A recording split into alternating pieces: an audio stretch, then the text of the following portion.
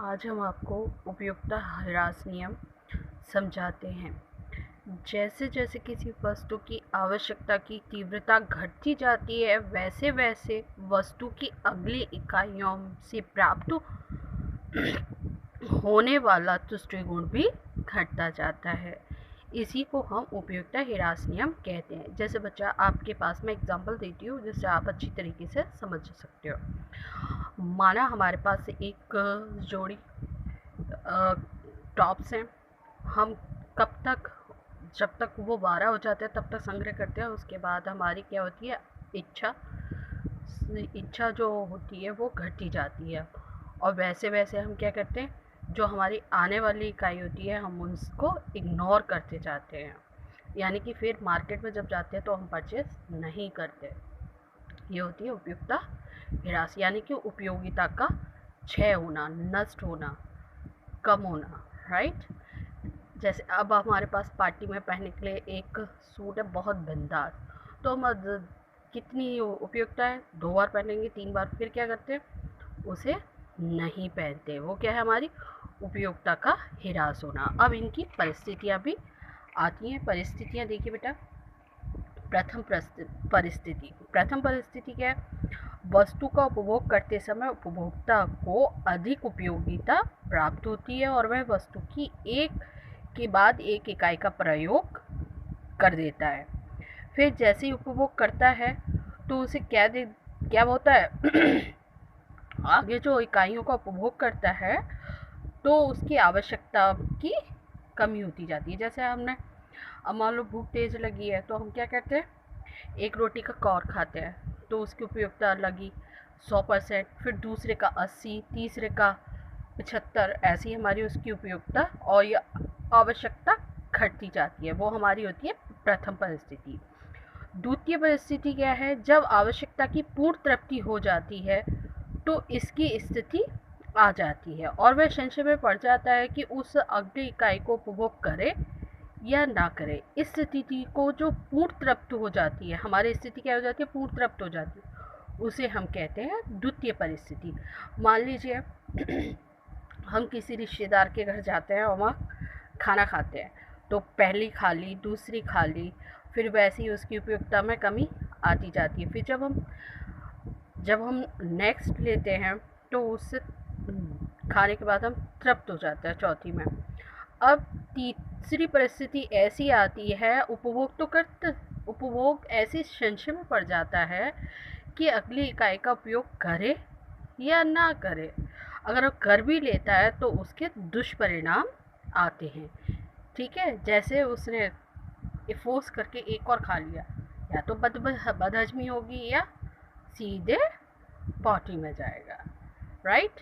ये हमारी है तृतीय परिस्थिति। समझ में आया बच्चा।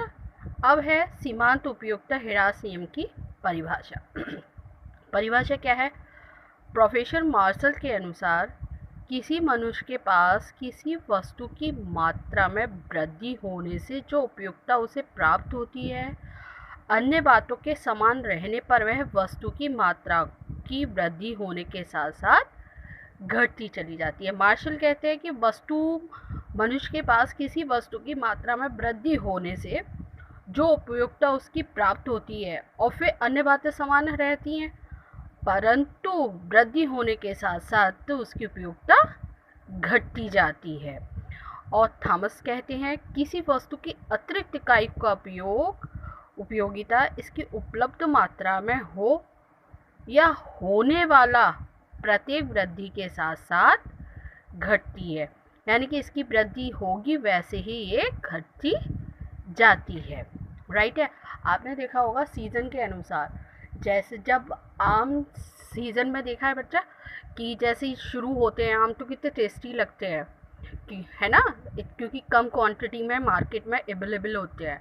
जैसे जैसे मार्केट में ज़्यादा आने लगते हैं वैसी वैसी उनकी उपयोगिता क्या होती है, कम होती जाती है। आपने देखा होगा मार्केट में शुरू में आते हैं 100 रुपीज़ केजी, जैसे जैसे वो बढ़ता जाता है उसकी क्वांटिटी भी बढ़ जाती है ना, और रेट सस्ते हो जाते हैं, लेकिन उसकी उपयोगिता कम हो जाती है। समझ में आया। अब उपयुक्त हिरास नियम को हम एक एग्जाम्पल के द्वारा आपको समझाते हैं बच्चा। एग्जाम्पल है, मान लीजिए आपको जब भूख लगी होती है, ठीक, जब भूख लगी होती है तो आपको गेट भी पापड़ दिखाई देता है, लगता है ना कि बस मिल जाए कुछ भी खाने के लिए, है ना, कुछ भी खाने के लिए मिल जाए और हम अपना सब कुछ देने को तैयार हो जाते हैं मात्र एक रोटी के लिए। गेट भी हमें पापड़ दिखाई देता है और अपना सब कुछ दे सकते हैं एक रोटी के लिए, राइट। तो क्या होता है, जब भूख लगी होती है तो प्रबल इच्छा होती है कि कुछ ना कुछ मिल जाए। मान लीजिए एक व्यक्ति को रसगुल्ले खाने की प्रबल इच्छा थी, ठीक, रसगुल्ला खाना था उसे। तो जब उसे पहला रसगुल्ला दिया तो उसे थोड़ा रिलैक्स हुआ, हाँ कुछ गया। फिर उसको दूसरा रसगुल्ला दिया तो क्या होता है, दूसरा जब रसगुल्ला हम देते हैं तो क्या होता है, खाने में उसे उसकी उपयोगिता तो दिखाई देती है, वैसे उसकी उपयोगिता कम हो जाती है। माना पहला रसगुल्ले की उपयोगिता कितने के समान है हमारी, 50 के समान, कितने के समान, 50 के समान। दूसरे रसगुल्ले की 25 के समान, 35 के समान। तीसरा रसगुल्ला हमारा 25 के समान होगा, चौथा 10 के समान, और पांचवी वही संशय वाली स्थिति आएगी, उपभोग करें या ना करें। फिर छठी स्थिति में क्या होता है कि जब हम उसे खा भी लेते हैं तो उसका क्या होता है परिणाम, कि वो हानि में परिवर्तित हो जाता है, ठीक है। अब ये हमारी क्या थी, उपयुक्तता हिरास नियम। समझ में आया बेटा? अच्छा लगा हो तो कमेंट कीजिए प्लीज़। ओके, नेक्स्ट मिलते हैं हम अब सीमांत उपयोगिता के अपवाद और क्वेश्चंस आंसर के साथ। ओके बच्चा, बाय बाय।